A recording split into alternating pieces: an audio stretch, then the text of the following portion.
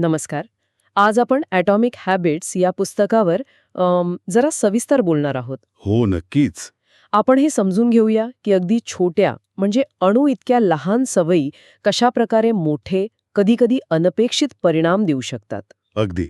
आणि यातली सगळ्यात महत्वाची गोष्ट जी अनेकांना पटत नाही सुरुवातीला, ती म्हणजे रोज फक्त 1% सुधारणा. फक्त 1%? हो, जी जाणवत पण नाही, पण तिची चक्रवाढ शक्ती म्हणजे वर्षभरात तुम्ही 37 पट पुढे जाऊ शकता. काय सांगताय, 37 पट? हां. आणि याउलट विचार केलात तर रोज फक्त 1% वाईट सवयीमुळे तुम्ही जवळपास शून्यावर येता वर्षभरात. बापरे, हे तर म्हणजे अदृश्यपणे घडतं सगळं. बरोबर. आणि याची प्रेरणा लेखकाला स्वतःच्या अनुभवातून मिळाली. मोठ्या अपघातानंतर. हो, बेसबॉल खेळताना झालेल्या अपघातानंतर. बरोबर.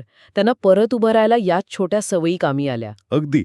त्या 1% त्यांनी सुरुवात केली. पण हे 1%चं गणित मला अजूनही थोडं म्हणजे टीम्ससाठी कसं लागू होतं? तुम्ही ब्रिटिश सायकलिंग टीमचं उदाहरण दिलं होतं. हो, खूप चांगलं उदाहरण आहे ते. 100 वर्षांपेक्षा जास्त काळ त्यांची कामगिरी अगदी साधारण होती. मग त्यांनी ठरवलं की प्रत्येक लहान गोष्टीत फक्त 1% सुधारणा करायची. प्रत्येक लहान गोष्ट म्हणजे काय काय केलं त्यांनी? अहो, म्हणजे अगदी सायकलच्या सीटचं डिझाईन, हां. टायरचा ग्रीप, अच्छा. खेळाडूंनी कोणतं मसाज ऑइल वापरायचं, रात्री झोपताना कोणती उशी वापरायची, म्हणजे अक्षरशः प्रत्येक गोष्ट. अविश्वसनीय. म्हणजे अगदी किरकोळ वाटणाऱ्या गोष्टी. हो, यालाच ते ॲग्रिगेशन ऑफ मार्जिनल गेन्स म्हणतात. हां. छोट्या फायद्यांची बेरीज. हां. आणि परिणाम काय झाला? काही वर्षांतच ते ऑलिम्पिक आणि टूर डी फ्रान्समध्ये चॅम्पियन बनले. एकदम वर्चस्व गाजवलं. म्हणजे अनेक छोट्या गोष्टी मिळून मोठा फरक पडतो. पण एक मिनिट. जेव्हा आपण हे 1% रोज करायला लागतो, सुरुवातीला तर काहीच फरक दिसत नाही ना, मग टिकून कसं राहायचं? म्हणजे निराशा येतेच की. अगदी बरोबर मुद्दा. यालाच लेखक प्रगतीचा पठार म्हणतात.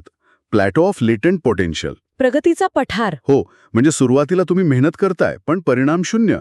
याला व्हॅली ऑफ डिसअपॉइंटमेंट पण म्हटलंय. अच्छा, निराशेची दरी. बरोबर. हे अगदी बर्फाच्या गोळ्यासारखं आहे. समजा तापमान -5 आहे. तुम्ही ते वाढवलं, -4, -2, 0, 1 अंश सेल्सिअस. तरी बर्फ वितळत नाही. नाही. अगदी 28, 29, 30, 31 डिग्री सेल्सिअसपर्यंत पण काही नाही. पण जसं तापमान 32 होतं, तो एकदम वितळायला लागतो. अगदी. याचा अर्थ आधीची सगळी ऊर्जा वाया गेली का? नाही, ती साठली होती. तो 32 डिग्रीचा बिंदू महत्वाचा आहे. तोपर्यंत टिकून राहणं गरजेचं आहे. म्हणजे संयम हवा. पण या सवयी मुळात लागतात कशा? याचं काही शास्त्र आहे का? हो, नक्कीच. लेखक सवयींचं चक्र किंवा हॅबिट लूपबद्दल सांगतात. 4 पायऱ्या आहेत त्यात. 4 पायऱ्या. कोणत्या? पहिली संकेत, म्हणजे एखादी खूण किंवा ट्रिगर ज्यामुळे सवय आठवते. दुसरी तळमळ, ती गोष्ट करण्याची तीव्र इच्छा. ओके. तिसरी प्रतिसाद, म्हणजे प्रत्यक्ष कृती करणं. आणि चौथी, सगळ्यात महत्वाची, बक्षीस. बक्षीस. हो, म्हणजे त्या कृतीतून मिळणारं समाधान, ज्यामुळे मेंदूला वाटतं की हे परत करायला हवं. हे चक्र सतत फिरत असतं आपल्या नकळत. हे ऐकायला तर सोपं वाटतंय, पण मग नवीन सवय लावणं इतकं अवघड का जातं अनेकांना? कारण आपण सुरुवातच मोठी करायला बघतो. इथे लेखक 2 मिनिटांचा नियम सांगतात. 2 मिनिटांचा नियम म्हणजे काय? कोणतीही नवीन सवय सुरू करताना ती इतकी सोपी करा की ती 2 मिनिटात पूर्ण होईल. फक्त 2 मिनिटात? ओ, उदाहरणार्थ? समजा रोज व्यायाम करायचा आहे, तर ध्येय रोज 1 तास व्यायाम असं न ठेवता व्यायामाचे कपडे घालणे एवढंच ठेवा. अच्छा. किंवा रोज पुस्तक वाचायचंय, तर पुस्तक उघडून 1 पान वाचणे किंवा फक्त पुस्तक उघडणे. पण मग फक्त 2 मिनिटं करून लोक थांबणार नाहीत का? त्याने मोठी सवय कशी लागेल? नाही, मुद्दा तो नाहीये. हा नियम सवय पूर्ण करण्याबद्दल नाहीये, तर सवय सुरू करण्याबद्दल आहे. ओके.